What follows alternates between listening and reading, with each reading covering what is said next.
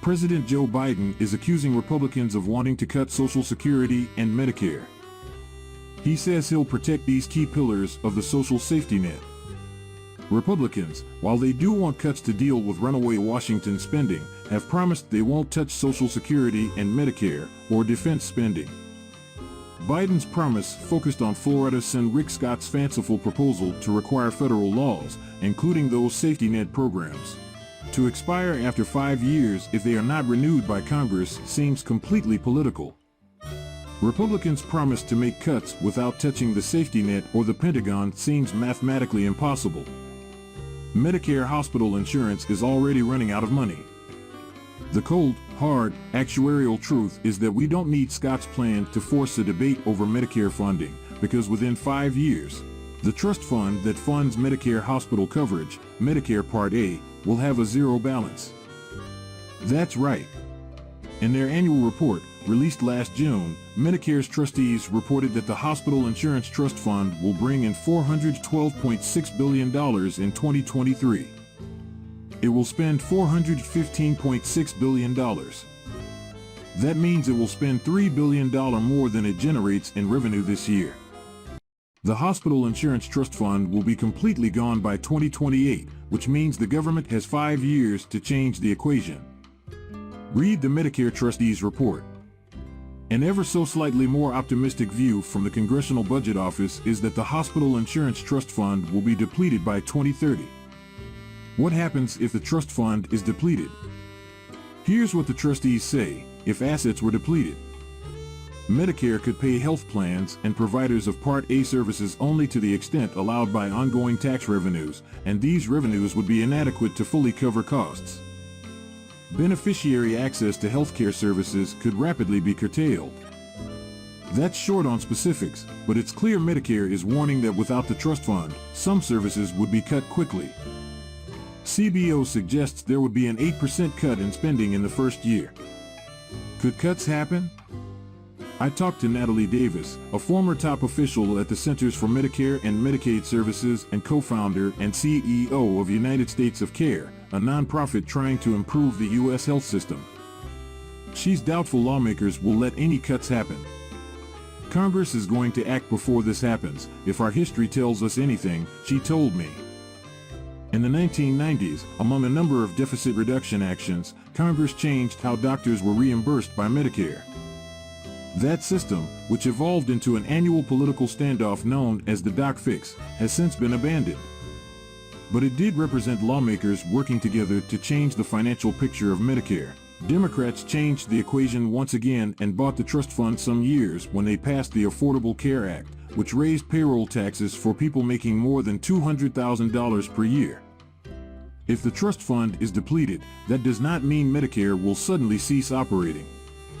Medicare Part B, which covers physician, outpatient and home health services, and Medicare Part D, which covers prescription drugs, have different funding mechanisms, including premiums paid by Medicare enrollees and money from the Treasury. The nonprofit Kaiser Family Foundation has an in-depth look at Medicare funding. Not all cuts are equal. What constitutes a Medicare cut can be the subject of much disagreement. Scott argued in an interview with CNN's Caitlin Collins on Thursday that when